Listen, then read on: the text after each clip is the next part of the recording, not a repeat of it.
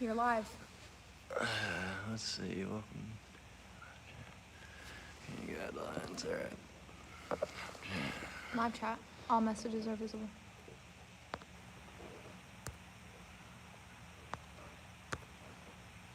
Do live chat. They'll pop up, right? Mm-hmm.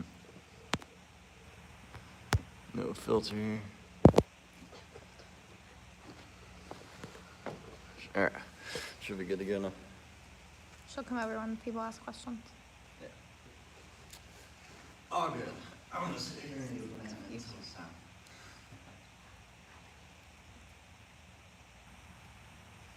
Do we need some music? Do we need some music?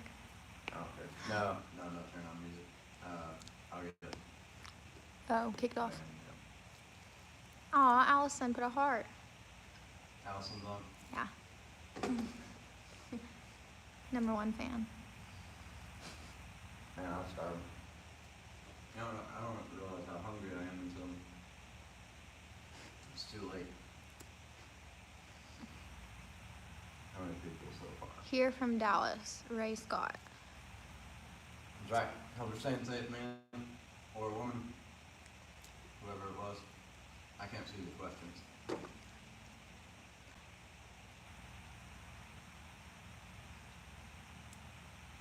Or other. Yeah, that one. So we'll get started in like 5 minutes or so when everybody gets in here.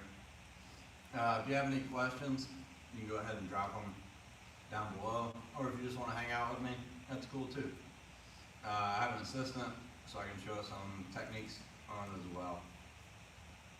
Matthew is here from Oklahoma. What's up, Matthew? How's it going, man? I'm eating a banana because I'm starving.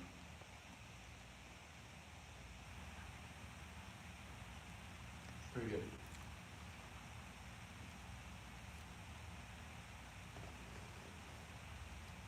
So how's the quarantine been going for everybody? What have you guys been up to? Been doing any drills at home or anything?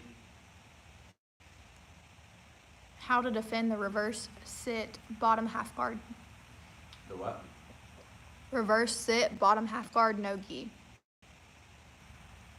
Reverse sit. Bottom half guard. How to defend bottom half guard no gi. Could you rephrase the question? I think that I understand it, but are you saying how to defend bottom half guard in the no-gi? Is that what you mean? Reverse sit guard pass. Alright. Let me throw this banana away. Reverse sit. From bottom half. No gi. Alright. So I have no-gi on. You're in bottom half. I'm in bottom half? Yes. And I'm defending The reverse sit. reverse sit. Ah! Wait, hold on. Reverse sit. Are you talking about when the person turns the corner? Let me know if I'm wrong. It's really hard to understand the techniques. Everybody has different names for them. So, are you talking about when the person turns this way, they start to block? Is this what you're talking about? Maybe. Oh, wait. Yes. Alright, perfect. So, Chewy does this one to me a lot when we roll, and I'll show you a few different things that I do. So actually, we'll switch to this side so they can see a little bit better. So if the person's here and they're kind of turning to maybe go for like a Kimura or something like this, yeah, so you just sit to your hip. Boom, right here. So they're in this position. One thing, if they sit up way too high, like Avery is right now, I can just do a simple bridge to come up and on top of the person. So that's one thing that you want to look out for. If the person is pretty good at Kimuras, they're going to stay lower to your core. Keep this leg trapped. Boom. So they're going to stay here, and they're going to try to single out your arm. So what I do from this position is I want to keep my guard locked if I can. And what I like to do, if they step out and start to attack the Kimura, the first thing that I'm going to do is take my shin to the inside. That way I can break this grip off. Alright, so If she goes here, back steps this leg, start to go for the Kimura, I'm gonna go here as quick as I can. That way I can break that Kimura grip. And then from here, we're just gonna start shrimping. I wanna try to get my elbow to the inside. This hand can go to the neck, and I'm just gonna do a basic shrimp. Once I get to this position, I'm gonna place my shin in. And now what I like to look for as soon as they turn is I'm gonna go right into a triangle. All right, another thing that I can look for, so again, we talked about if the person's leaning too far back, I can just do a bridge. I think that I posted a video, probably like one of my third videos ever made. It's called the funny side control escapes. But when someone does this and they're not trapping your arm, you can go right to the nose and then start to bridge over. But if they have your arm, they're staying tight. I can go here, use this one to start fighting. They're gonna back step out of the guard. As soon as they back step, I'm gonna start scooting away, trying to chase the back or look for the triangle when I get out of that position. Another thing that I can do is give you all kinds of options here. So if I can wiggle myself down while she's attacking, I get here. And I can get a good grip right in the armpit. Or if it's a no-gi, you can just take your thumb to the inside of the armpit. And now as soon as she does the back step, what I'm going to do is same thing. I can use this to break, but I'm going to press and try to come up, right? And when I come up, I start scooting. She'll go back to guard, and then I recover my guard. Does that help you out a little bit? So just a few options. Most of the time, I'll go ahead and show you, because I use the same setup. Me and Chewy use this a lot. So when we get to the half guard, we go here, they turn, boom, and they sit heavy. Now once I get to this position, I'm looking for either an arm bar from here, or again, you can look for the Kimura. But from this position, it's going to be a battle, right? If I step out and I get my leg free, the first thing she does is she takes the shin to the inside, presses away to break the grip. All right, and now she can start the hip escape, try to get her guard back. If we're here, another thing that we could do, you could take this hand and you could grab the inside of your leg just to give you a little bit more leverage. One thing that she could do from here, if I'm kind of not in the center of the body, a little bit more over top, she's going to pinch her knees together and she's going to turn this way. So as she turns, see how that rocks me, and now she can press the hip and she can start to escape. So that's another way that we can get out of that position. So thanks for the question. Was that Matthew? No, that was Al. Al, thanks for the question, Al. The next one is, can we see some good guard pulls? Guard pulls. All right, let's see if my camera will work. I'm 6'3". See if you guys can see me in the frame. We're good right here? Back a little bit. A little bit more apart. There you go. All right, so back away, extremely tall. I'll talk a little bit louder that you guys can hear me. So there's a bunch of different ways that we can pull guard. Some people will tell you never pull this side because it's easy. She has a free hand to press the foot down when I pull, right? So I actually prefer this side, and I'll switch it up just depending on who I'm going against. But I feel pretty comfortable if I get into a low squat and I put my foot on the hip and I get to this position. I feel comfortable enough that she's not going to be able to just press my foot down because I'm really stretching her out. And if she does, right, so if she pushes this foot down immediately, that's what I wanted anyways. I'm going to try to go here and get to the lift. And now this is where I like to set up my triangle. So that's why I actually prefer to go to this side, because it gets me into exchanges to where I can attack my triangle. Right? It's not wrong or right to go to either side. When I go here, we can do this as well. So I can go this way, and the reason people say to go this way is because they don't have that free hand. But I'm going to show you something really fast. So if she does pull the right way, as people like to say, so you're going to go ahead and pull this side. Yep. You're going to do the guard pull. So when we go here, I can do the same thing, and I can try to run around and kill the hip as well, right? So if we get to the position, boom, she pulls with the right side, I can still get around really fast and do almost the same exact thing. It just depends how good you are at pulling guard. You see some of the top guard players, and they're doing both things. Now, if I go like this, so I get into a low squat, here's where I prefer to use my left foot. So if I get into a low squat, when I'm pulling, I'll go left foot because that gives her a little bit less time to tangle me up. So if I get in a squat and I go here to reach, this hand's already there to block, right? But if I'm fast, boom, I go here, I'm right into my position. Now, if you watch any black belt match, or pretty much any match nowadays, what you're gonna see is this. They're gonna run, get grips, and they're just gonna sit, and that's because they believe in their open guard, and they're trying to get to the guard position before the other person.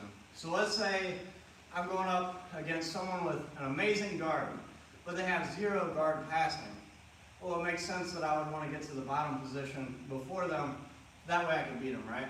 So I don't hate on anybody that pulls guard, just because it's a strategy. Now, obviously, in a fight, a street fight, something like that, I'm going to try to take her down. So it's still important to practice your takedowns in class and stuff like that. But for the sport purpose, if she's better than me at guard, I need to make sure I get to my position first. That way I can win, right? So, boom. My feet come up, and now I can start playing collar sleeve. I can start tangling her up and looking for submissions. So, hope that helps you out. The next one, De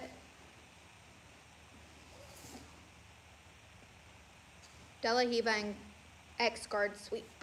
Ooh, my favorite. So, you want a De La Riva and an X guard sweep? De La Riva X guard sweep. Okay. I'll do you one. I'm going to do the De La X. So it's kind of like a combination of both of these. So when I get into my De La Riva, you know, however you like to set it up, there's all kinds of different ways we can play the De La Riva. I always prefer to get a nice grip on the pants. It makes it harder for the person to do cut through passes, makes it harder for them to kick away. Really, if you're grabbing the ankle grip, just like this, all she has to do is turn an angle and kick her foot away, right, and then she's out. But if I grab the pants, now she tries to do that, it's going to be a lot harder. So when I get to this position, I can control the sleeve, or I really like controlling the posture, so I go to the collar. If I'm trying to sweep this way, I can go here and grab that side, right? But let's go ahead and get into the technique you were asking. So I'll start with the sleeve grip.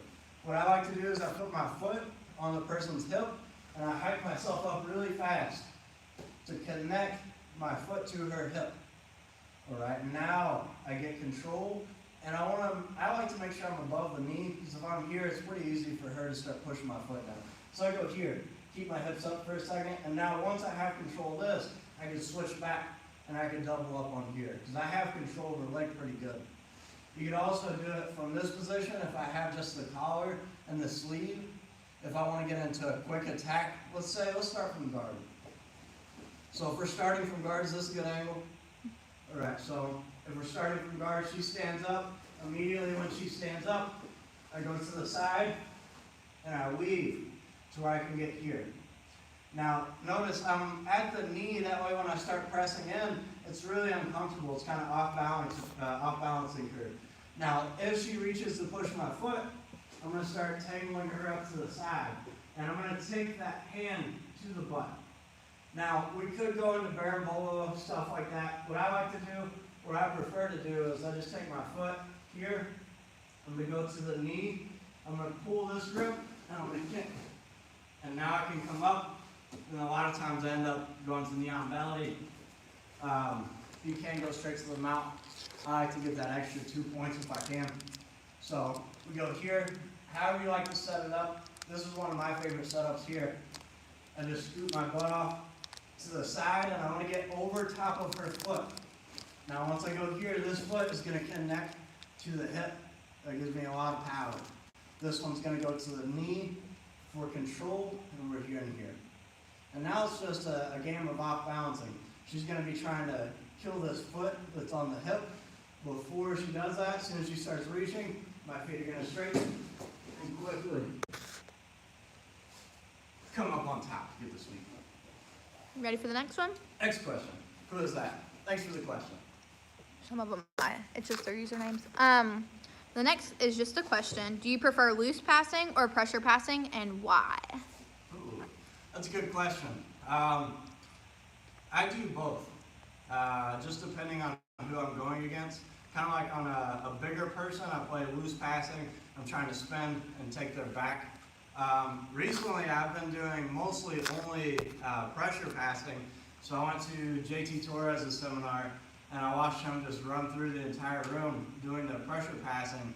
So it kind of changed my perspective. You know, I kind of asked him the same question. I was like, which one do you prefer? And he was saying, do pressure passing. Doesn't matter if you're tall, doesn't matter if you're wide, skinny, doesn't matter. It's a good style of passing. It's called the headquarters position if you want to look into it. It's a good style. But I use both. So I'll just show you. This is my favorite pass if I can hit it. Am I on the screen? Not your head, but yeah, you can. All right, so my favorite pass when we're in this position, if I can go here, it's called a shuffle pass. I call it the hip pin pass. So what I'm going to do is I take my hand here quickly to get around the hips. Right, that's one of my favorite passes that I can do. But I've also been playing the headquarters position where we're stepping in here and getting control and really starting to smash the person or grabbing the hips, putting a lot of pressure, making her carry my weight. That way it wears her out. I guess with people with a better guard, sometimes it's better to pressure pass. And then people with not as good guards, start loose passing. That's my opinion. Okay, the next one. Can you show a double underhook trip and outside trips? Double underhook trip? Mm-hmm.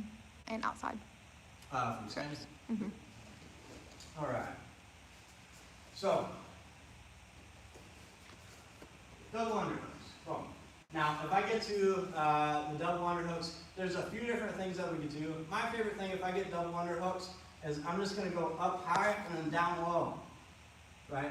I don't try to trip the person because if I get those double underhooks right away, I get here, I'm just going to collapse the person and walk over top of them. Right? So, I don't try any trips. I mean, we could get here and then try to hip toss, something like that. You know, you could try to step and trip like this. But again, the easiest thing for me is I lift the person up and then I arch their back right at the belt, and then I'm going to pull tight. That way they fall over. What was the other one? Outside trips. Outside trips. An easy, basic one. You know, one of the first things you learn in judo. If I get control of the sleeve and the collar here, if I give her a snap down and she postures back up, I step. And now that's an easy takedown. So a lot of times when I'm teaching people takedowns, I prefer to snap the person, because if they're a beginner or sometimes even advanced, I snap, she stands back up. That gives me the opportunity to shoot in for a double leg if I want to do wrestling, or start hitting some of these throws where I'm going up and over top, tripping the leg, and getting into the knee on belly. Those are basic techniques that I teach. A lot of the trips that I do, I'll show you my favorite trip here. So if she's standing either foot forward and she's really heavy on her foot, right? All I like to do is I take my hand to the side, get an angle, and then I trip her foot. Easy takedown, and there's no risk in it.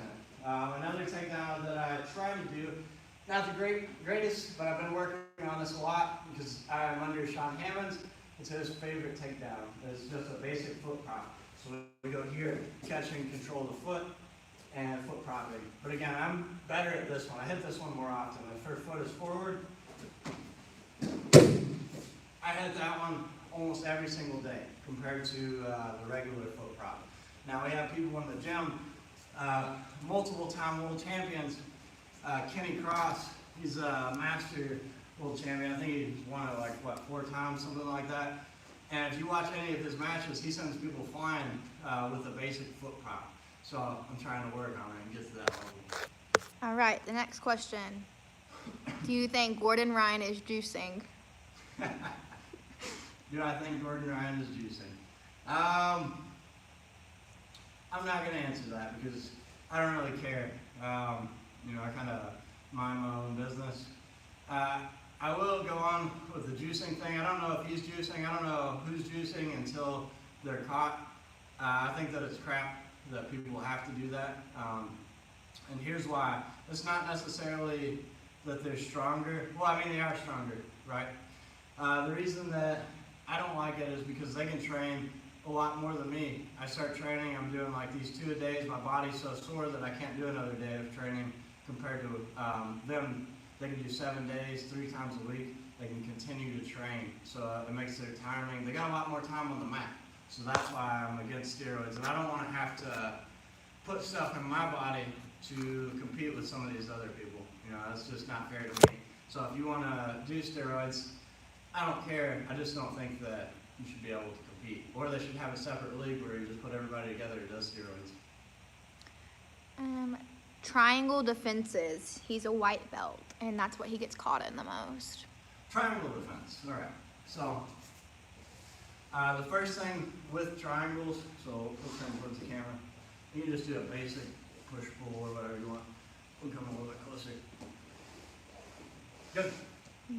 All Yep. right. So we get to the position. When she starts to throw up this triangle, and I feel the triangle coming, right? Which a lot of times, yeah, you can do it from spider guard, that's fine. When she starts to shoot up the triangle, immediately I need to get my posture. Now I have to understand, as soon as I posture, she's probably gonna try to switch to the arm, and I have to do some other stuff. But when someone throws up a triangle, my shoulders should go wide, I should try to keep my elbow tight, and immediately I should try to get right back in front of the person.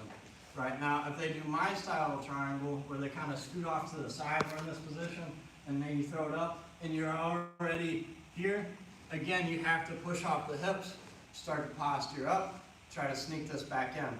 Now, as soon as you posture, what I'm going to do is I'm going to start attacking your arms, right? So I'm going to attack your arms, or if they try to lift, sometimes they'll come up trying to grab the head. Most of the time, I try to go right for the arm bar. So you have to be aware of that. Keep your hands locked. And I'm just trying to posture up until I can get enough room to go here. There are some last ditch stuff that you can try. You know, you can try the one where we go to the side, and we start to put this pressure. But honestly, with somebody pretty good, like as soon as I go here, she's just gonna start attacking my arm. Right, so as soon as I go here and I start to do that, she's gonna attack the arm. Do it to me really fast. So if I throw up the triangle, boom, I get here, break the posture. If she goes here, 2-on-1, I love when people do this. Because immediately what I'm going to do is I'm going to grab that hand. Even if she's covering like this, she's covering that hand. All I have to do, I'm in a better position. I just take my palm, I push her fingers, and now I have here. And now I have a nice arm bar that I can hit. And now if she postures back, now I'm going to go here. So it's a hard game to play. You want to try your best to not get into that position. I know that sounds generic, everybody says that. But I mean, it's the best advice I could ever give you. As soon as someone starts to throw something up, you're posturing, preventing them from breaking your posture and finishing that submission, right? There's a lot of last ditch stuff that you can work on, but if the person's really good, it's gonna be hard to hit that stuff. So you wanna do preventative measures before you get there. All right, the next one. Would you consider yourself a G and a gi? A G and a gi. I guess so, yeah. Good question. All right, this person said, That's a great song, by the way. I love that song. I'm afraid that I'll never know in my BJJ experience when I'm good enough to defend myself in a real fight. I'm a white belt, obviously. What should I focus on for self-defense? So here's what I recommend for self-defense. If you're doing jiu-jitsu for self-defense, you need to add in some striking. If you're doing it to work out, have fun, do stuff like that, then only do jiu-jitsu. But you need, let me grab that water. But you need to have some striking. Just in case there's 2 people, there's 3 people, you have to have enough knowledge, know how to defend yourself, know how to defend against strikes. Stuff like that. So make sure you're doing some boxing, some Muay Thai. So I actually started doing stand-up, continued doing it until I was around like 18, and then I coached a little bit of striking, stuff like that. So I know how to strike, I know how to punch, I know how to kick, I know how to do all that stuff, as well as my jiu-jitsu. right? So in a one-on-one situation, I might take the person down, I might choke them out, I might, do arm bars, stuff like that. But if I'm going against 2-3 people, I need to know how to punch, right? I need to know how to lay people out pretty quick. So if you're doing it for self-defense, again, make sure you do some striking to go with it. And if you're at a good gym every now and then, they should do like a little self-defense lesson. None of that crap that's, sorry, I won't say that. There's a lot of crap out there that people will teach you and you're like, it doesn't work. But make sure you're learning the striking from people that are decent as well as your jiu-jitsu. All right. The next one says that I'm a 275-pound guy who has trained but fell out of it. Any suggestions on how to get back in? You just got to do it. Jiu-jitsu is a completely different cardio than anything else, and I'll explain to you why. So I don't do a lot of running or lifting weights or anything like that. All my cardio comes from jiu-jitsu, and I could roll in here for probably 3 to 4 hours straight, and I've done it before. Anytime we have a team training, I'm usually like the last person on the mat. But yesterday, I went on a run, ran, I don't even know how long I ran. I was so tired, my legs are still so sore. It's a completely different cardio than anything else. So the best way to do it is just hop right back in, man. Even if you, so for example, we have a guy in here, and not to call him out or anything, but just to give you an understanding here, he could barely make it through the warm-ups for the first like 3-4 months. Some people can't make it up through the warm-ups for 6 months. They're severely out of shape, they've never done any sports, but they continue to come. And then after like a year or 2 years, they're in here, they're knocking out the warm-ups, they're starting to roll. Another good example, when I was teaching at Derby City, one of the guys, after 4 laps around the mat, he was over there just throwing up in the trash can. It's just because he's never done any sports. But when he got used to it, he started doing more jiu-jitsu. Now he's rolling, he got his blue belt, and he's doing pretty good. So you just gotta hop back in, man. All right, the next one says distance control. Distance control for like self-defense. Let's see. I mean, honestly, here's what I practice for my fight. So I've only done one amateur fight, so technically I can't really call myself a fighter or anything. But what I practiced to get ready for this fight was closing the distance really fast, taking the person down, and then Chewy popped my hip out of place right before my fight. So I had to completely change my strategy. I planned on just striking with this person, because again, I told you guys that I've done striking. My striking's pretty decent. So my plan was to just try to outstrike him, because I didn't feel comfortable enough going to the ground because my hip and my back was hurt. But if you know me, I hate backing out of stuff. So if I've already signed up for it and it's a one-on-one match, like most of the time, unless I'm severely injured, I'm gonna try to make it. But anyways, here's what I did. So I'll show you what I practiced for, and then I'll show you what actually happened. So kind of funny story here. So all I did when I was practicing coming in, just a basic 1-2. There's a bunch of stuff that you can do. You can throw a kick, and then when she comes back in, you can dive in. You can wait for her to punch, and then close the distance. What I like to do is just a basic 1-2, right? Just straight down the middle. Because as I throw the 1-2 and I'm coming forward, I'm just going to go right for the legs. So when you throw your punches and stuff like that, everything's in tight. When I start throwing, I'm moving forward and I'm making sure as I throw, my hands are coming back. What I like to do is my shoulder kind of blocks my chin. That way I'm really closing the distance, making sure those looping punches can't hit me and knock me out. And then I'm right to the takedown. And I planned on doing that, like as soon as we touched gloves, I was just going to rush the dude. Come in, using my head movement, get in, throw 1-2, 1-2-3, whatever I had to do, until I got to his legs or until he ran into the cage, and I was going to take him down. What ended up happening, though, as soon as we touched gloves, he threw this huge looping punch, right? He came from here and tried to knock me out. As I was throwing my 1-2, he was coming in, but luckily I had everything in tight. my shoulder was tight, so it just glanced right off my shoulder. I was in tight, I got control, I had my double underhooks, I got him to the cage, and I took him down, landed a few punches, got the rear naked choke. So I recommend just a basic 1-2 to get him to the inside. All right, the next question is from Jimmy Hayes. Jimmy, what's up, buddy?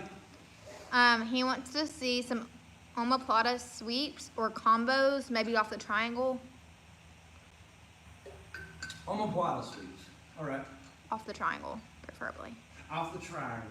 All right, so here's where I like to switch. So a lot of times my triangles come from collar, sleeve, or I get to a position where I'm like this, throwing up the triangle. Now, a common thing that happens when I get here, we'll go to the opposite side. So when I throw up the triangle and I did it this way, immediately that hand's gonna tuck, it's gonna grab the inside. Somebody strong, it's hard to finish. So what I like to do is I'll take my hand, I'll grab on the collar, I'll start going here trying to pinch. See if that works at first. If it doesn't work, I just start transitioning off to the side, getting control here, taking my foot in front. And now I'll switch the angle again so you can see this. So I throw up the triangle, boom, she starts going here, however you like to do it. As soon as I get my foot in front of her face, I'm going to take my opposite foot and I'm going to start hooking to the armpit. Right, once I get to the armpit, it makes it a little bit easier for me to sit up and I can attack the shoulder right away. And if she starts posturing up, I can switch. Right, now immediately as I switch, she's going to pull back, but I already have a grip. I already have my seatbelt grip here. So now I can finish, and it's a nasty shoulder lock. It sucks. So as I get here, she tucks that right on the inside of the thigh. I start moving to the side. I always like to grab the foot just in case she tries to step over my head or something. But go here, push. Immediately I like to try to go here. Because that hand's on the floor like she's doing, it's easy to hit a nasty shoulder lock here. Now, if she's flexible, she swings that arm out, I'm here. Right, and I'm waiting. I know that she's gonna try to go back. So as she goes back, I get control. And now it's a nasty shoulder lock, and I just start scooting my hip out, and it's pretty much pulling her shoulder out of place. So I just like to lock up a basic S grip. Thanks for the question, Jimmy. Hope you're doing all right, man. He said nice. Sorry, my voice is losing my voice. Khabib or Ferguson? Man, that's a great question. I'll be 100% honest with you. I don't care who wins. I just want it to be a great fight. So I love both of them. I think they're both unique guys. Yeah, I don't care who wins. I really don't care about like any sports or anything like that. I just want it to be a good matchup. So that's all that I can wish for. The next one. Hey Chad, what are your BJJ goals? Corona aside, were you training for any comps or are you focusing on something else? So we were planning on going to Europe soon. So that's probably canceled. So I was gonna try to set up a little seminar, or set up some seminars there. We're gonna hang out in Europe. But besides that, I got hurt. When did I get hurt? Was it December or something like that? Mm-hmm. So I was in a tournament. I was going against one of my buddies, and got put in a calf slicer, and I was stubborn and too stupid to tap. So I blew out my knee. So my knee's been hurt for a while. That's why you haven't seen me competing or doing anything like that. Like I could still roll hard, but I felt really uncomfortable. I had to really watch certain positions, and I didn't want to compete and risk blowing out my knee. So I mean, my knee was already pretty jacked up before, and that just made it worse. But don't be stupid. Make sure you tap if you're caught on something. Don't be me. Let's see. Do you have any favorite takedowns from the Thai clinch? From the Thai clinch. Let's see. I mean, if you're doing it for self-defense or something like that, once I get that Thai clinch, I just start laying the knees. That's what I love to do. Like when I did some kickboxing, Muay Thai, stuff like that, I love the clinch. I was so tall. Even in jiu-jitsu, let me put my water up real quick. Even in jiu-jitsu, I'm so tall. I love to hit things like snap down, stuff like that, or getting into the front headlock. It's really easy because, I mean, as you can see, I'm just towering over people. Right? I'm 6'3". It's easy for me to grab their head and start pulling them down. But as far as like going against somebody advanced, if you get them in a Thai clinch, it's pretty hard to take them down.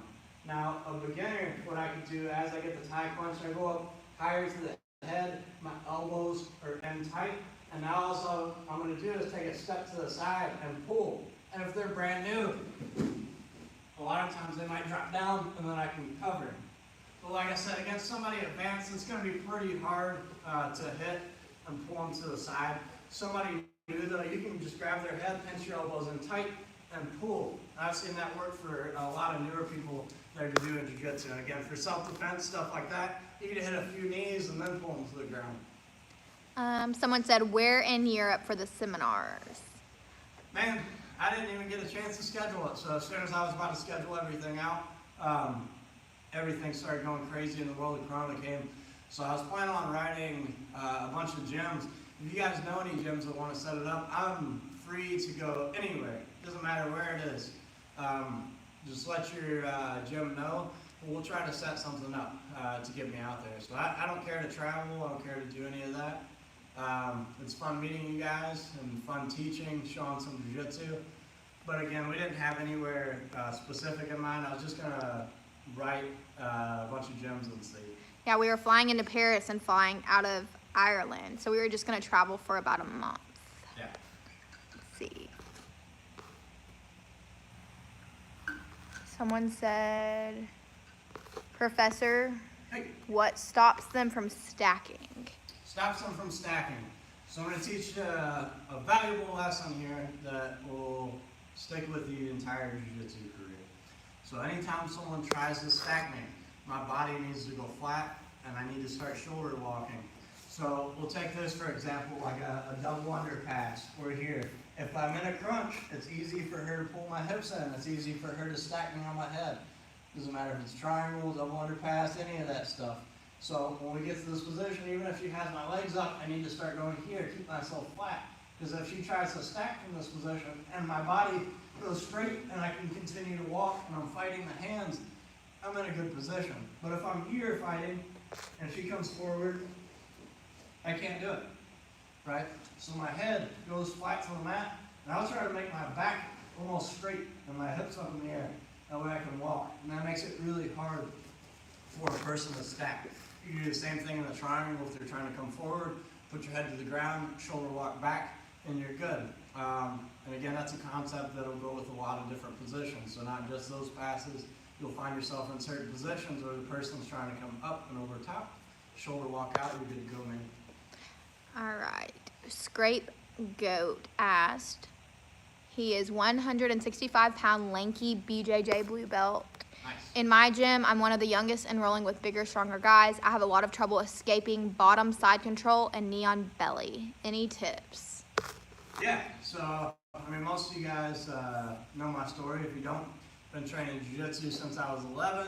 When I first came to the gym, there was one other kid. He was like 3 years older than me, so we didn't even have a kids program. So all that I got to roll with was adults over and over. And it made me really good at defending submissions and positions. So when I got older, I got a little bit bigger. I already had a step above people. So when someone's passing your guard, so starting out, if she passes, I have a frame, right? So my frame's here. So go ahead and start passing. My frame is going to be my last thing. If she starts to get up close, I can push here on the shin. If she starts to come low, my hand should be here, but I should be in a crunch. What I like to focus on more, we'll turn this way so you can see better.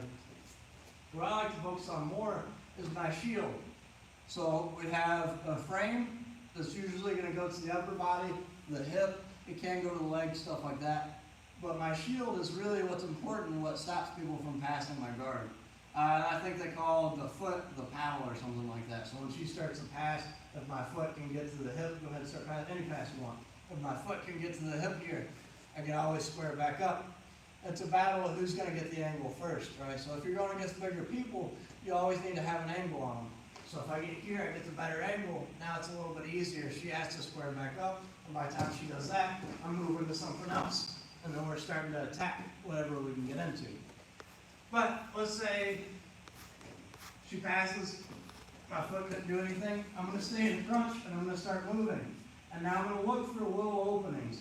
Because a lot of times if you're going against people that aren't that graded jiu-jitsu, they're gonna leave some big gaps that you can go through, right? So go ahead, start doing whatever you want.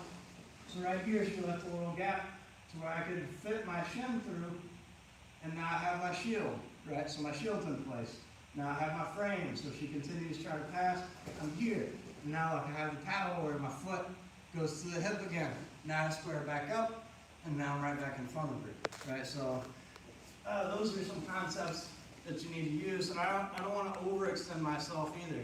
So when she's passing, a lot of times I'm staying in tight to where I'm either pushing her shin, or she's coming in close, I'm getting a frame, usually on the shoulder and the biceps, so she can't lock her hands together, right? So if you're little, you need continuous movement to create an angle, and a lot of times what I tried to do as a kid, I was always trying to get to people's back, because I knew if I could get to their back, I was staying there forever. Right, and positions like the guard, they're so big, they're just stacking me, and it's harder for me to move.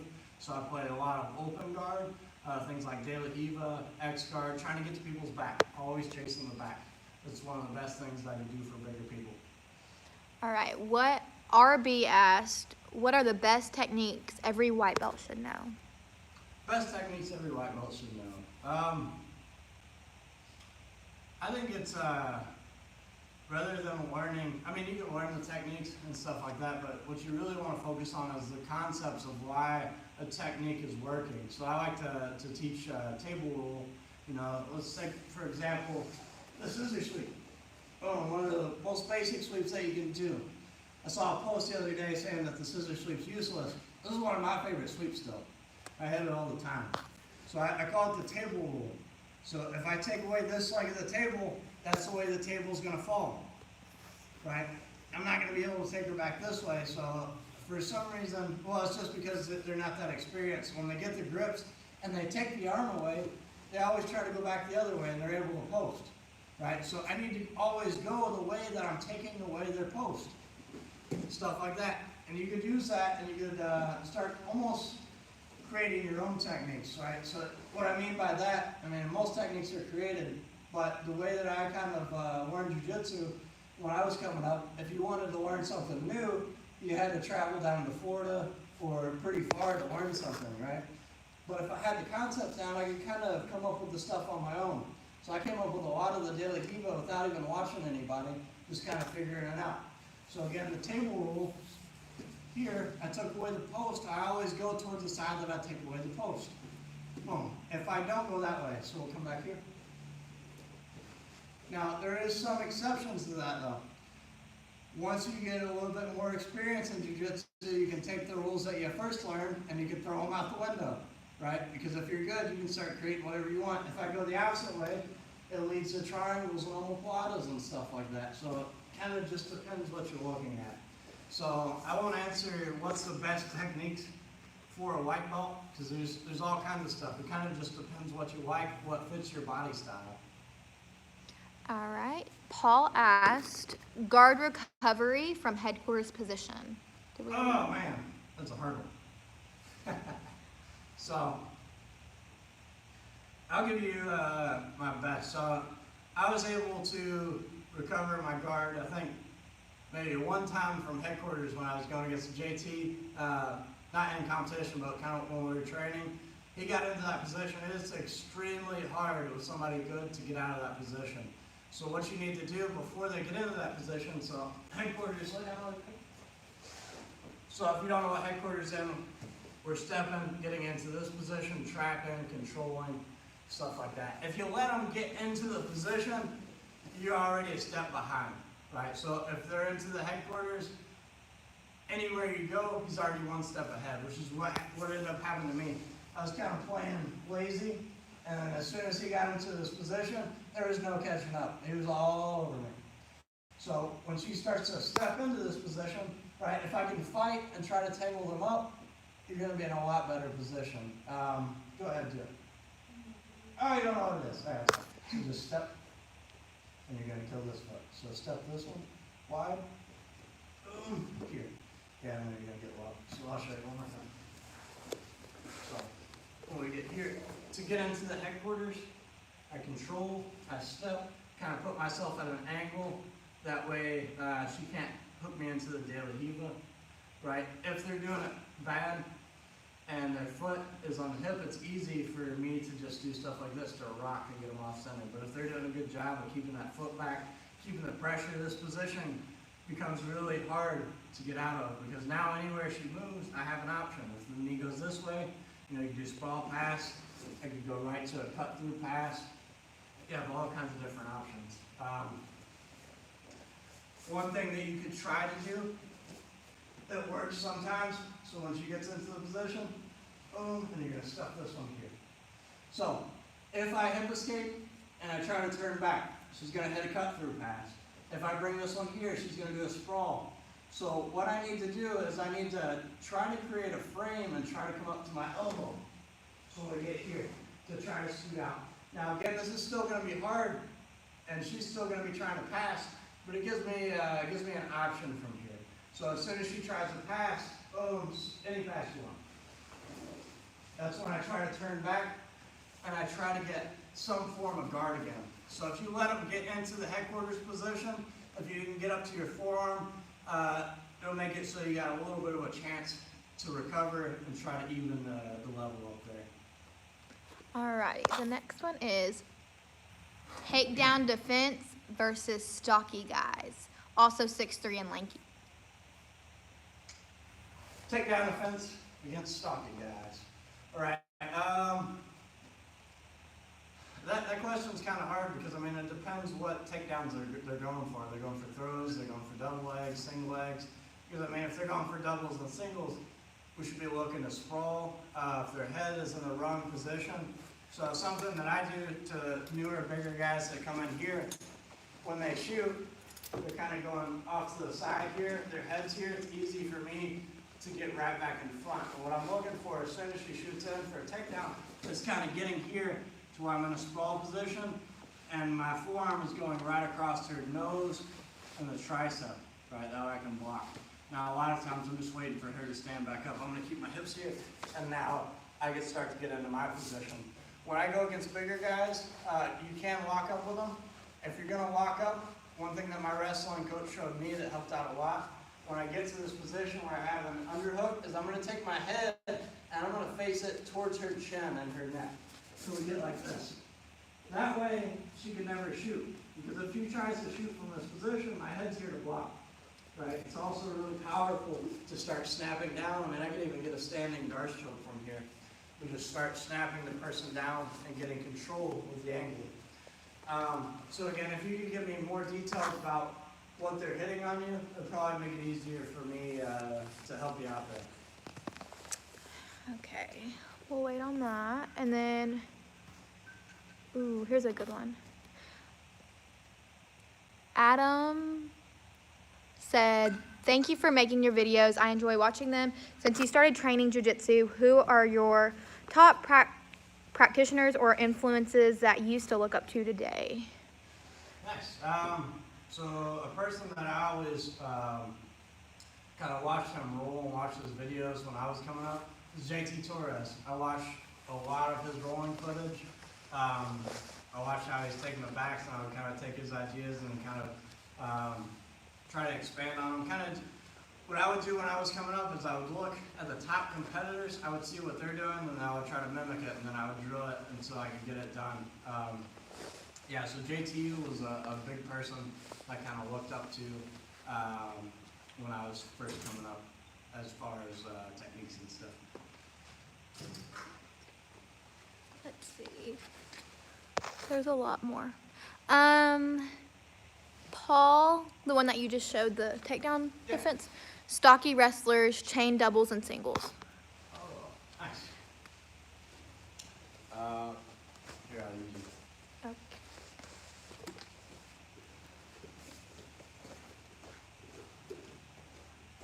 All right, so if they're chaining a double leg to a single, right? So maybe they get control, boom, they start shooting in, and they get to this position. So you can try your best to shoot in. Boom, and she goes right to a single leg. Immediately when she gets to the single leg, what I like to do is I get an overhook, and I'm going to start trying to press her head away from my body. Now I could create a lock here, I could grab my knee. But anytime someone's starting to shoot away, I always try to get control of their head. If I can get them further away from my leg, it makes it harder to get this takedown. Now, if she starts trying to like sling me side to side, which happens sometimes, my hand can go to the floor, but then I get right back up and I keep my balance. And my foot, you can start hooking the leg, but I want to put a lot of pressure towards the floor. That way I'm making myself extremely heavy and I'm keeping her leg down. So we might be in this battle for a second. I've posted a few videos of me going against wrestlers in the gym. You know, pretty high level wrestlers too. When they're trying to take me down, I'm just trying to put as much weight as possible. So when she gets in this single leg, I'm here.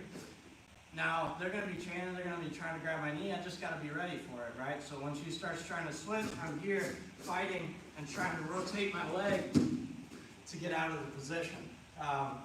Being taller, it's pretty easy for us to keep our balance. Now, if we're high up and you're getting taken down, you don't want to reach for the ground. But I'm so tall, a lot of times, like if I need to catch my balance and she's slinging me, my hand can go to the floor until I get to this position, right? And now you could use that overhook to start to pry your leg out. Again, with the double leg, I always look and I wait. As soon as they come in, my hands are here. I don't want to overreact, overextend myself, because that's when they start to get the takedowns on me. So a lot of times I just stand still. Boom, I'm here. Or, a little tip, you can keep your hand low. We can keep one here, one here. That way when they shoot, you automatically can start trying to get that underhook. So you like So, like hope that that one. helps you out. You know, Read keeping that your RB balance, one. using the overhook. Where start? If you can unglue the head Do that from one the for hip, Neil. sometimes it makes it a little bit easier It'll to go get out of that opposite. position. But again, it just comes with time. So when I first started doing wrestling camps and stuff like that, it was pretty hard to escape those positions because I had no practice in it. So another thing that we would do, I still do this with all my students, is I have them start right here. And then I say go, and then we fight. And I'll have them start from a double leg, and then we'll fight from there. That way you can get the experience from the position. We'll start from back mount. We'll start from the worst positions you could be in, and we'll fight from there. That's how you get used to it. As someone with long legs, how do you finish triangle from mount? From the mount. All right. So if I get to the triangle, boom, come up to the mount, and we get here. So there's a few different ways that I could do this, and I'll show you each one. What I normally like to do is I'm going to bring my knee, if your knee is out wide, it's going to be hard to finish, so I'm going to bring my knee in tighter. And now, yeah, she's already tapping. So a lot of times they're like this for the base, but then you have the base, but it's harder to finish the choke. So I bring my knee in and I crunch. And now that immediately makes it tight. We can also start to attack the arm. Another thing we could do, I could sit back towards her legs and lift my knee off the floor. That way it lifts her head. That way I don't have to pull the head. My legs are doing the job for me. Another thing I could do is stay tight and stay low. Keep my body here. Or, I mean, you can just grab the head, because the worst thing that could happen, she rolls over and then I have the triangle still, right? But those are a few options. You can grab the head, you can turn towards the body, you can lean, lift with your legs, you can use one hand. That way I'm not choking her out the entire time. You can use your hand here and lean. We can go here, pull up. We can get our chest low and stay in this position. Or if you just can't finish it, start ripping on the arms. Start attacking the arms. Ready for the next one? Yep. Escapes from technical or S mount? Technical or S mount. All right. So, fat one. All right. So we get to this position. If they get you in the gift wrap, or yeah, they start attacking bow and arrow, something like that, it's going to be hard. So as soon as I bridge and she goes to the S mount, what I'm going to do, we'll turn this way, is I'm going to stay tight. And what I like to try to do is I just try to get my shoulders back to the floor. You know, you could try reaching for the foot and getting control here. That's one option that we have. But what I try to do is I always try to start getting my shoulders back to the mat. Now, even if she's trapping, putting pressure on the chest, it's easy to untangle myself from here. If you go get somebody good and they're immediately feeding the lapel and they're starting to choke you out, they're going for the legs, stuff like this, you could try to grab this and rip it out, but if they have a strong grip, it's going to be pretty hard. So when we get to the position, if they're starting to choke me, what I like to do is I focus on getting rid of this hand somehow, right? So I can use my hand, and it's gonna suck, right? So go ahead and cross your feet, start choking me. Right here, it hurts. But the reason that we're staying, on the choke here is because she has my leg, right? So if somehow I can clear this leg, so if she's grabbing the pants, a lot of times you can try to kick to rip the grip. Now if she continues to try to squeeze, we're just trying to fight to untangle the position, right? So if you're getting choked, we're here. You don't want to turn this way. You don't want to turn into the choke. You always turn here. That way you can try to get your shoulders flat to the ground. And a lot of times we want to watch when we're doing this. So when I usually, well, I won't say never, but I try not to get in that position in the first place because it's really hard to catch up. So when I start doing my bridges and stuff, you know, if you're controlling the arm properly and we're doing the upa escape, it should be pretty hard for her just to switch. Now, if she does get her foot out immediately, see how I was waiting? Right, so I can't let them settle in the position. So if you're going for upa escapes and stuff like that, she has to untangle her leg, which is gonna leave a little bit of space. So I bridge, boom. If I felt like she was getting ready to switch, I go here. And now we can start to turn back. You know, we can start to try to go underneath the legs, start pushing away. However we can recover our guard. You have all kinds of options. But that's how I do it. What's your favorite technique from side control and why? From side control top. All right. So, my favorite technique from the side control, and the reason for this is usually when I get into the position, I know that I'm going to finish. Like if I get here, I've finished a lot of matches just by getting here. So if I can get to my side control where I'm putting the pressure and I can get here, trap the arm, push the head, and then sneak this through, either get a triangle or cross my feet, I know I'm in a pretty good position.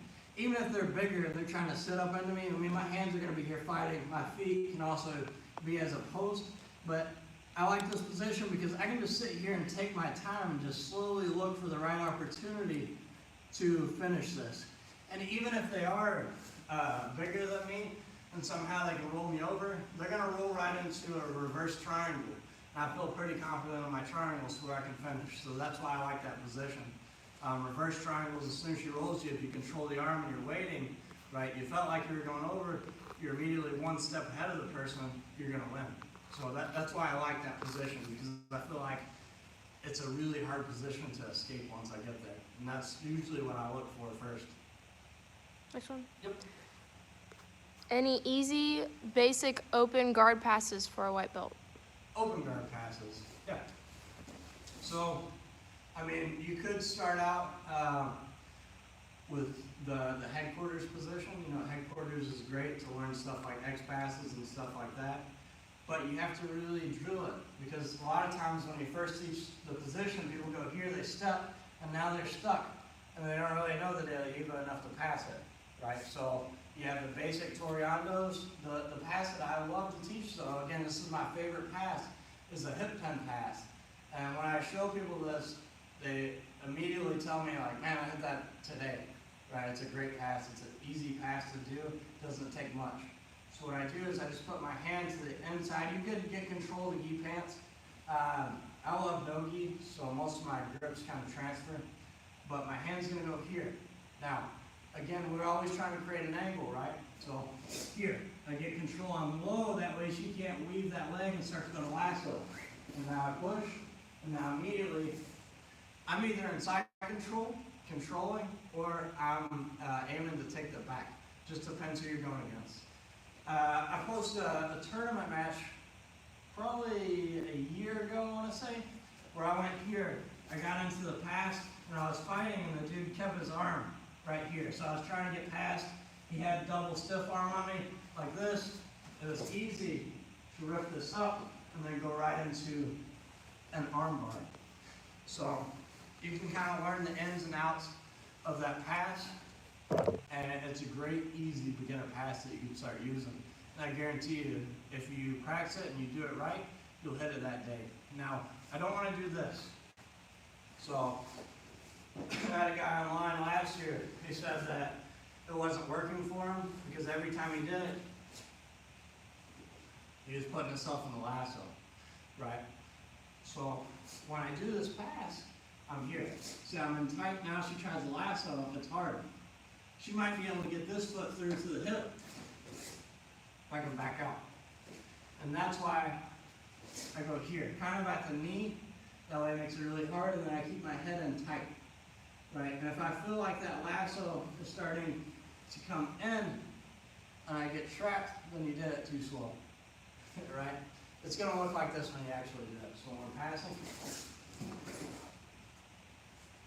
and I'm right into it. I'm not gonna give her time to lasso, right? If you're taking your time, you're walking around the hips, doing all that stuff, you give the person time, you give them opportunities to tangle you up. That pass should be fast. Boom, push the hip through, and we're right into side control. Do you use the lapel for sweeps, passing, or submissions? Say it one more time. Do you use the lapel for sweeps, passing, or submissions? I use it for everything, right? So I mean, unless I'm doing no-gi, I'm always using the lapels, right? So whether I'm grabbing here, collar sleeve, I mean, I don't really do much worm guard or stuff like that. I'll play around with it a little bit. Most of my attacks come from De La Hiva or playing this collar sleeve position. I feel extremely comfortable that I can submit almost anybody. If I get to this position, I know that I can hit this triangle, right? When I get here and I get my hips up, as long as I still have control of this collar, it's hard for her to turn the corner on me. And as long as I have this bike, go ahead and try to turn it. Boom, it's gonna make it tighter. And now I lock it up. Now, as far as lapels, you're talking about here, I don't really play any of this stuff, but what I'll use the lapel for is from side control. I posted this video before. This is where I really start using the lapels. So when I get here to the side control and put my pressure, they're always gonna have this frame. So I'm fighting. Boom, and I go up and over top. And now I trap. Now I have an arm trap. Now all I have to do is focus on killing the frame on the hip over here. And again, I posted this video, I hit this in a tournament against, he's a judo black belt and a jiu-jitsu black belt. Really tough dude, big guy too. And this is one of the only ways I could trap him. He was so strong, I had to use his lapel to keep him in place. I went here, slid up high, and then immediately, boom, right to the triangle. So that's why I like to use those lapels. Like I said, I don't do much worm guard. Not that it's not a good position, I just don't like it. Could you show the squeezing motion for the rear naked choke, please? Struggling to close the space and don't feel like the squeeze would put someone to sleep. All right, so common mistakes with the rear naked choke. So when I get to this position, I'll turn this way so we can see. So when I start to enter into the position, I like to make my hand like this, right, kind of at a curve. Now what I'm doing, and you're gonna have more success with chokes from the back, is as soon as you take the person's back, I should be either feeding the lapel or going straight for the choke. If we get into the position and their head's already tucked, it's a little bit harder to hit the choke. So you want to start aiming for this stuff as soon as you're taking the back. You know, sometimes you'll catch the person where they're trying to scoot away and their neck's out. Boom, shoot it through.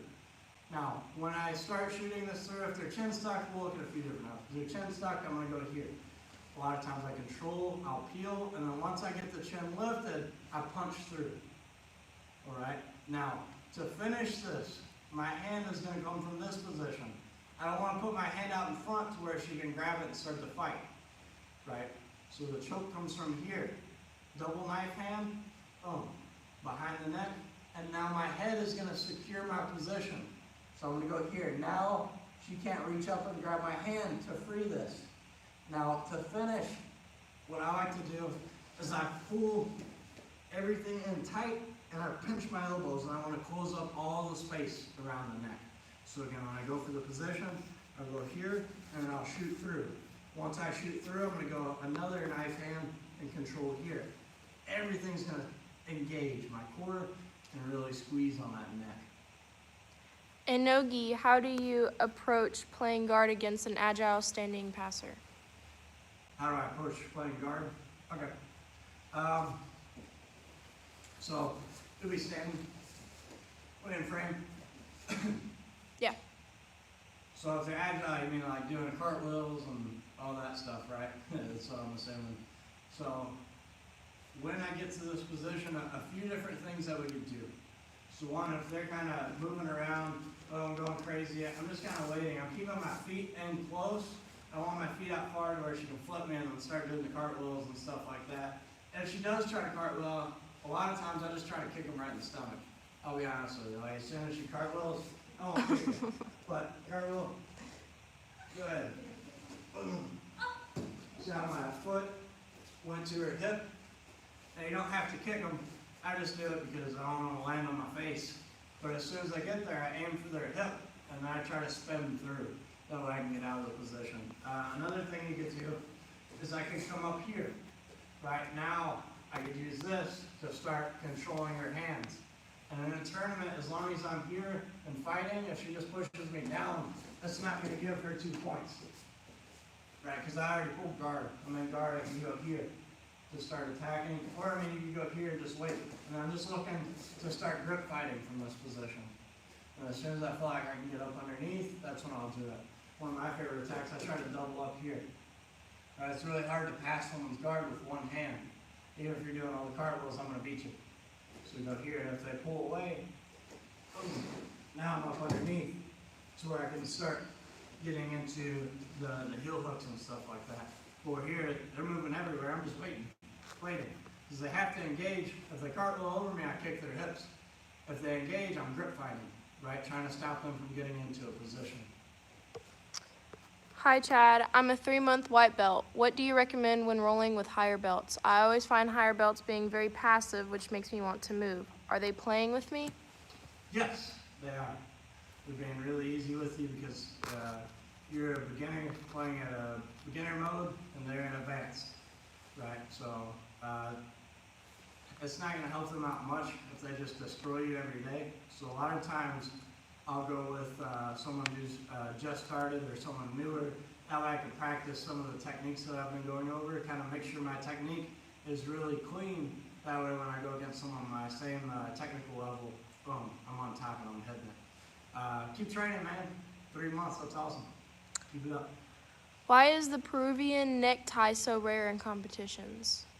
I'll be honest with you.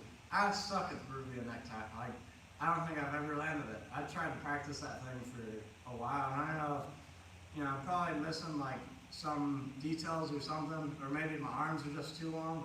But the guy that used to be in my videos, Rob Johnstone, he was a purple belt, or well, he's a purple belt now. He came from Ibero, and that guy nails Peruvian neckties like it's nothing. Right? That's his favorite submission. If he gets you to that position, he's gonna finish you from there. He finished me like 3 times. I was like, man, from now on, I didn't let him get to that position because I was kind of lazy playing around with him. And he popped up, and I was like, oh, because most of the time when people throw it up, they're not hitting on me, and I'm able to escape. But then when he was doing it, it was extremely tight. So again, I suck at it. Some people are really good.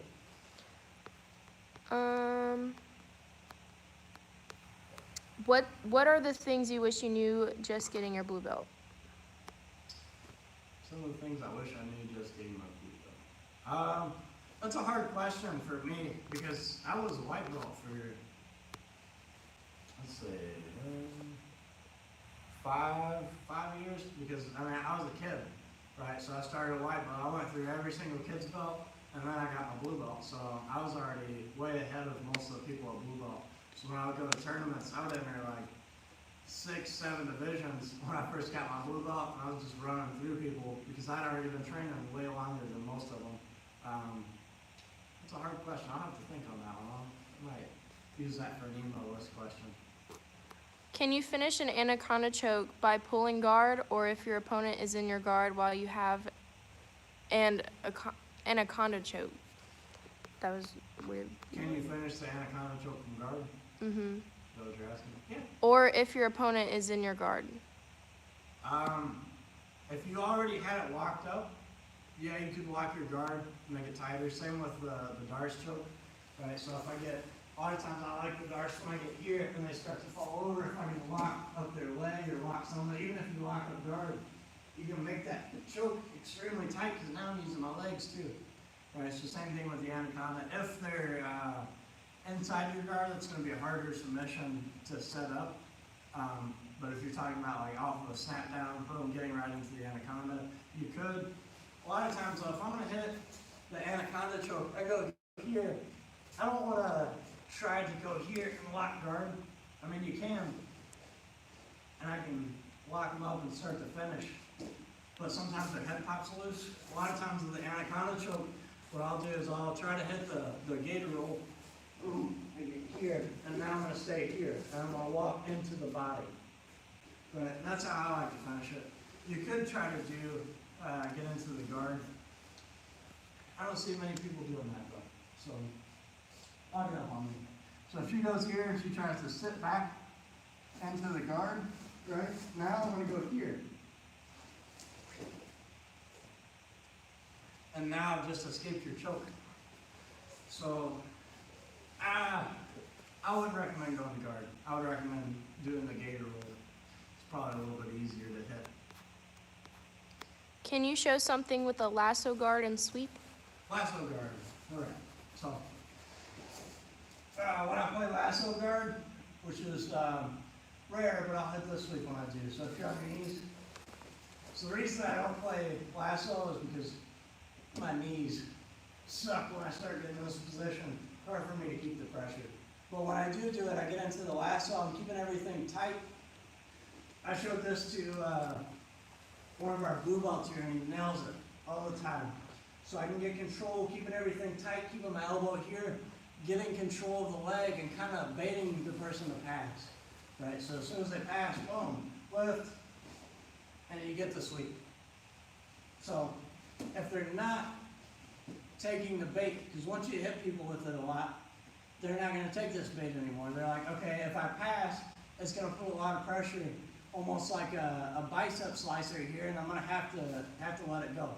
And this is pulling out to take her over top as she passes. But if they're staying back and they're being smart, what I'm going to do is I'm going to stomp on my foot. I'm going to get the same grip. I'm going to stomp on my foot, and I'm going to open my hips and extend. Right, now I'm going to keep her leg because she's going to try to pop back up. And now I can come back on top. So you can either bait them, open the hips, take them over top. If they're not doing it, my foot can go to my hip and I can extend. That's going to put a lot of pressure on the bicep there. Let me grab some water. I'm losing my voice. The next question is, what's your opinion on Williams guard or rubber guard?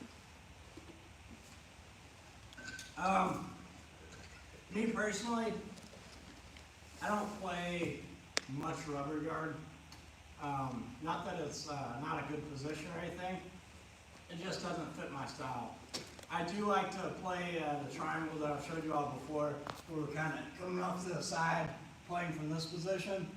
You know, every now and then I'll play a little bit of rubber guard, but most of it's trying to use my overhook to get into that triangle or get into a position where I can start attacking the arms. But if you like the rubber guard, nothing wrong with that. Again, people specialize in different things. I specialize on triangle, the Hiva, open guard, stuff like that, and just not a rubber guard player. If you want that, really good guy to look up is Brandon McCaffrey. I probably said his wrong name wrong. Really nice guy, awesome. Check out his stuff as well. He's got some great stuff. He does the 1 minute jiu-jitsu hacks. He's got a lot of good stuff on the rubber guard. Thoughts on coronavirus? Coronavirus. I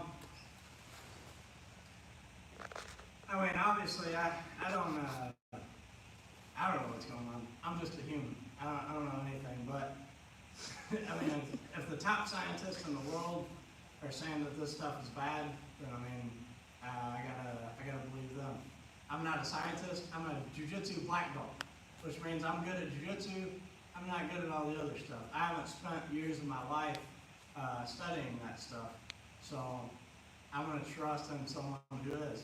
Now, some people are saying like the media is blowing it up and stuff like that. I personally don't know. As far as what I've watched and seen the scientists talk about, is they're saying that a lot of people with immune systems that have immune deficiencies and like elderly people are getting attacked. So, you know, I'm still trying to process it all, I guess. We've been really comfortable, right? So we haven't had to go through war, we haven't had to go through any of these viruses, so, I mean, life's been pretty good for the most part, and then we get hit with something like this, and we're like, uh-oh, we're all kind of panicked. So not really sure, I'm kind of 50-50 on everything, kind of say it probably the same as everybody else. I don't really know what's going on. Is it better to master your A game, have 2 to 3 go-to subs, or be okay from everywhere? He's a blue belt. I think when you're first starting, mastering an A game is one of the ways to go. Like, all I did until purple belt almost is I did all guard. I'll go to tournaments, it was mostly get to guard, boom, get my triangle, or get my attacks that I was really good at. And once I got to purple belt, I started expanding.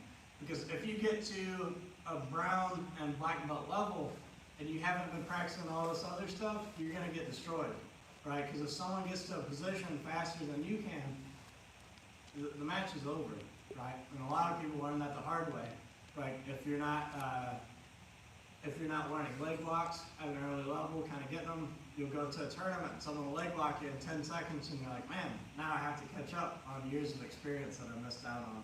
So I think at first, kind of getting an A game, what I do is I would go with a friend and I would work on positions. So I'll go ahead and show you this. And I have a series on my website, chadbeasthardy.com, that you guys can look at, you know, Triangle of the World, Triangle Assault, all that stuff. But when I pull down and I get to this position, I know what she's going to do. And that's why black belts feel like magicians, right? Because we're like 3 steps ahead of you. I know anything she does, I'm going to be able to finish the triangle. So if she pulls her arm back too far, she give me the triangle. If she rotates her arm in, I push, I get the triangle. If we stay here, I get the triangle, right? So what I do is I'll get to a position and I'll kind of look at every single option that this person might do. That way I'm already 1 step ahead. I know that if she rotates the wrist, then I'm going to be able to get the triangle. I know that if she extends away, I got the triangle. I know if she sits there, I got the triangle. So I have every option planned out, if that makes sense. So I'll go to a position, that's what me and my buddy Jake, a long time ago, we would come in on an open mat or something like that, or even before class, and we would kind of experiment. I'm like, okay, if I get the omoplata, what would you do? And he would move a certain way, and I would be like, okay, how do I counter this? And then when I start rolling, I already know the counters. So when they do it, boom, I feel like a magician because I'm 10 steps ahead of you. I know every step that's going to come after that. Memorization. Hi, Chad. I've been told that as a general rule, you want to keep your knees and elbows close together for defense. However, don't you need to open up a bit to play offense? Yeah, so there's times to be compact. So if you guys haven't checked it out on chadbeasthardy.com, I have a lanky jiu-jitsu course. I kind of explain this a little bit deeper. But if you're taller, there's times for you to be compact when they're passing, and then there's times for me to extend away and start using my leg. So you're absolutely correct. You know, for the most part, you want to be in tight when they're trying to pass and you're defending and you're pushing away and stuff like that. But when we start attacking, you know, your arms are going to be out, still kind of in a crunch position. But like I said, in my website, I explain this a little bit deeper, when to compact and when to be lanky. So if you want to check it out, go to the website. For the next week, I'm going to leave this open, half off my website, for forever, as long as you're a member. The discounted rate will stick with you. You just type in Insta50 or YouTube 50, either one of those, you'll get half off the website. So normally I charge $30 or $29.99, I think, a month. I should know my own prices, right? $29.99 a month. That gets you unlimited access to all the courses. And then I'm going to make it eventually, once I get the setup, we get my camera working to where we can do more of these live streams. I'm going to start giving out free seminars, online seminars to all the members. So we'll try to do that like once every 3 months. Any bit of money that I make from this stuff, I try to put right back in to give you all better content, right? So I made some money off my website when I first started it. I used all that money to buy a nice camera to give you all better videos, and I got a mic, and now I'm consistently trying to upgrade to give you all the best. So I appreciate you guys watching the videos. I hope you guys like them. So we'll do a few more questions. If you can't tell, my voice is about to go out, so we'll do a few more. As a white belt, 6'1" and 200 pounds, I'm not as fast as the young guys. Is there any particular game that suits a slower guy? Oh yeah, another thing, we'll go back to my website. So originally, this weekend, I was supposed to record with Nakana to do a course for bigger guys. So what I asked him to do is I asked him to come up with some techniques that he thinks are the best for bigger guys. So we'll have from each position, he's going to give you some of his favorite things. And, you know, I've competed with some of the best people in the world, and you know, Nakana's older. Was he 46, something like that. He's an older guy, but man, he can still move. You know, he's not a black belt world champion, but he's out there giving people a run for their money still at 46. So, and he's one of the nicest guys ever. So I'm gonna have him on my website teach you all some moves. But as far as what I think that a lot of bigger guys, I talked about him earlier, Kenny Cross, he's a bigger guy, 240, he plays a lot of deep half, so deep half's a great position. Anytime he gets to guard, it's immediately, boom, right to deep half, and most of the time he's sweeping you from there, because again, he knows the ins and outs of that position. So look at half guard, look at deep half.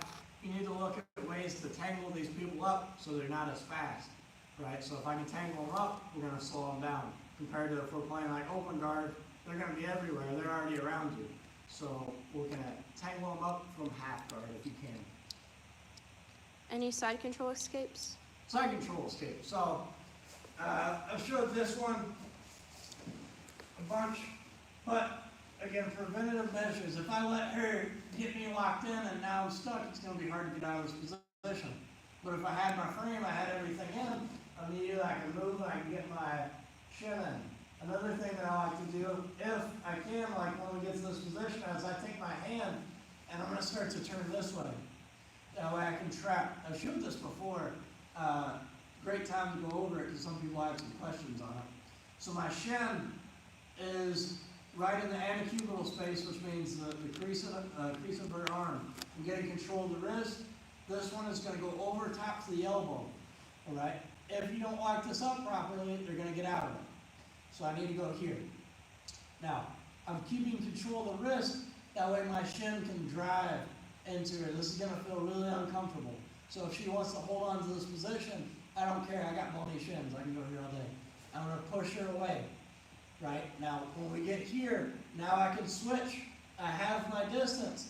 I need to keep the distance, right? So now my hand goes to her head. Now she's stuck in this position. Now, from here, I could reach. I could start attacking the arm if it's there. Now, she immediately knew what I was going to do, so she turned her hand so I couldn't grab it. That's fine. I'm going to use my legs to go right onto a triangle. All right? So, when we get here, I got control. Boom. I can use my shin to get away. Immediately, what I like to do is I just go right for the triangle. I move my position, my feet go here, I lock her up, now I can attack the arm, or I can look to control the wrist there. But that's been one of my favorite escapes. Now, here's what's gonna happen. They're gonna catch on to this. They're gonna try to go knee on belly. See what I did? I'm feeling her body as she raises up. I go with it. If you're slow, you're not paying attention, she's gonna go knee on belly and then you're stuck. And now I gotta fight hard. Now I gotta go here, try to crunch, try to get out the back, try to get in some form of attack.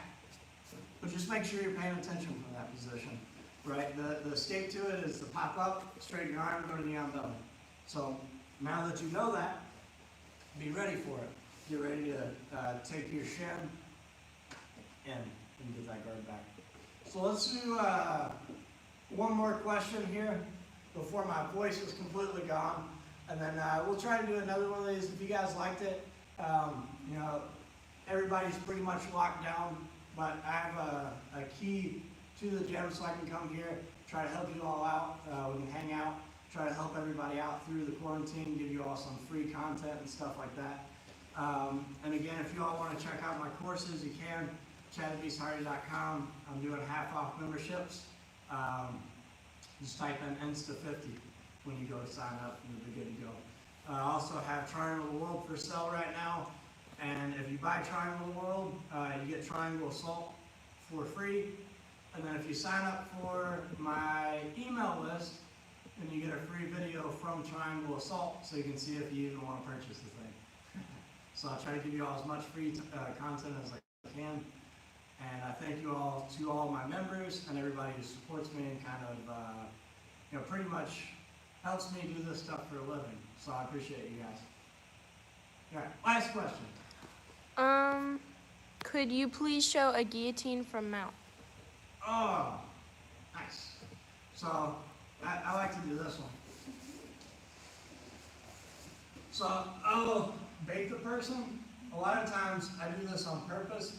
I'm kind of scooting my hips back, almost like I'm attacking the Kimura, but it feels really comfortable for her to bridge, right? So when she bridges and starts coming up, I'm going to continue to scoot, and now I'm going to look to pull her hair out and go for this guillotine here.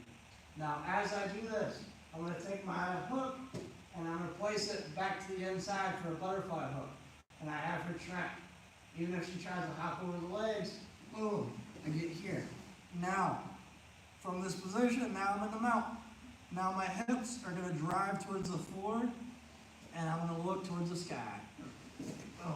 And I'm going to go like this. Crunch. Anytime I do the guillotine, I try to do this crunch. That way I kind of neck cranks them at the same time. If I'm doing a high elbow guillotine, I kind of always do this, like a pirate, and finish.